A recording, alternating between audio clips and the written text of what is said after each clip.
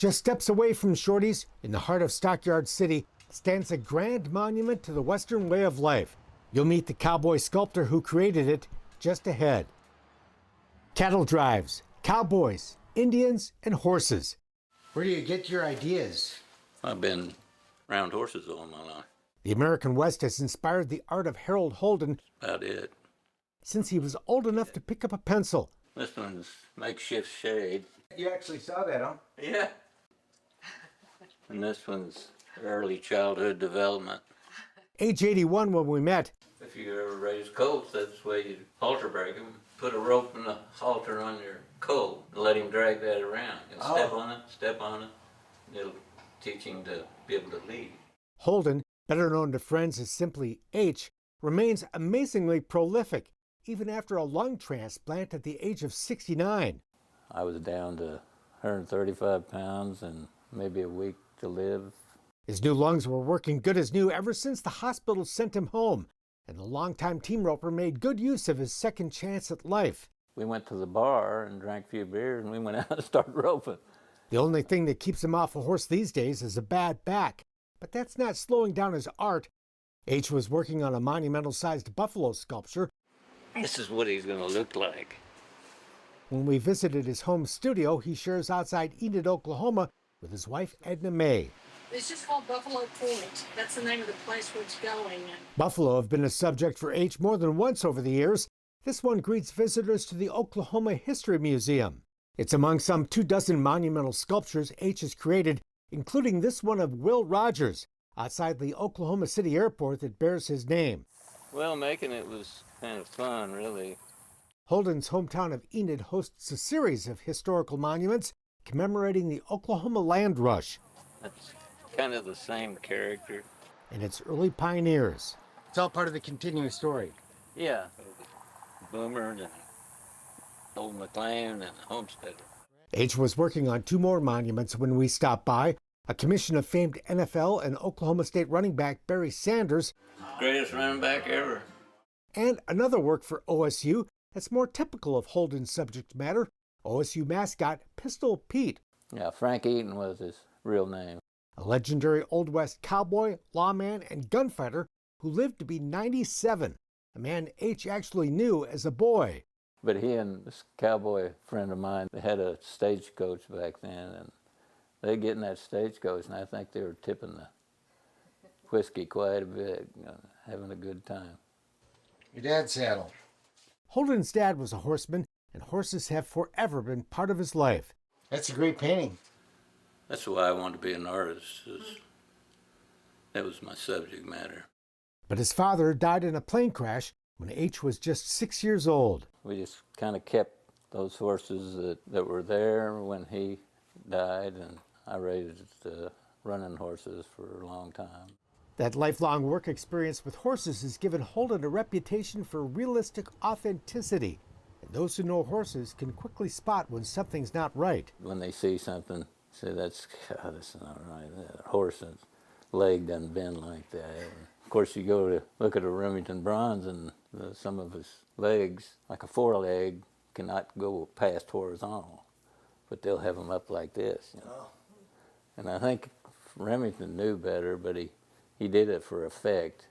A Navy veteran and graduate of the Texas Academy of Art, this famous sculptor actually began his career as a painter and an illustrator for a Houston horse magazine. But the cowboy soon tired of the big city rat race, and a show of his work at a doctor's house back home in Oklahoma launched his career. And I had my paintings in it, and maybe a couple sculptures or something, and it went over pretty good, and so I just kept at it. It all worked out, especially after he married his wife Edna May, a couple who are a bit like the legendary Western artist Charlie Russell and his wife Nancy. Like Nancy, Edna May handles the business end. These are like the sketch of a sculpture. So H can focus on creating and avoid trading his art for drinks, as Charlie once did. No, but I do have a bunch of prints down at the old Frisco bar down there. I used to trade for my Barbie-o. Oh, yeah? Just like Charlie, huh?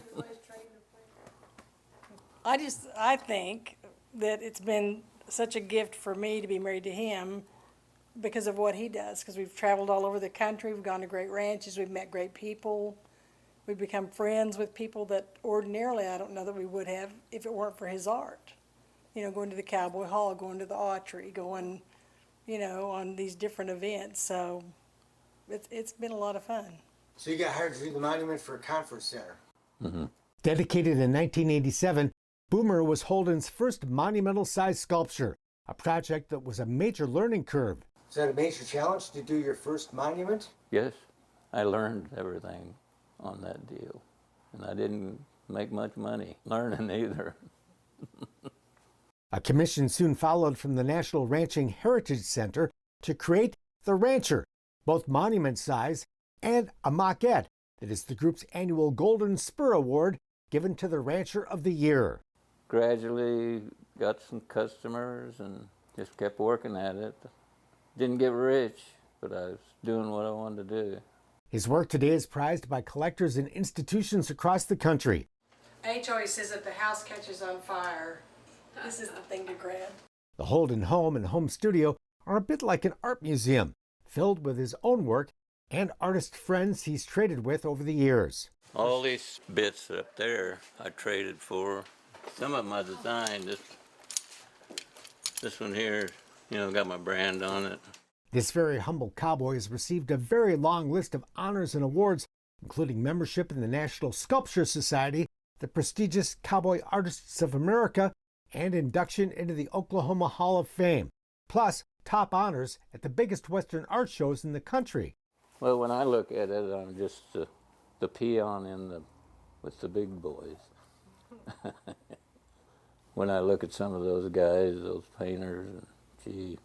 Now, sculpting, I think I can do, you know, fairly good work. But some of those painters, gee, they're just so good. And the end of the trail is nowhere in sight. Hopefully.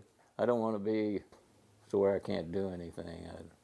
If I can't hardly do anything anymore, I think I'll get on that horse, get me his bronc and get bucks off, and that's it. The Holden sculpture coveted by Westerners everywhere is the Wrangler Award. Thank you so much for this award, and God bless. Given to honorees at the annual Western Heritage Awards at the National Cowboy and Western Heritage Museum. We'll show you around that fabulous place when today's Wild West continues.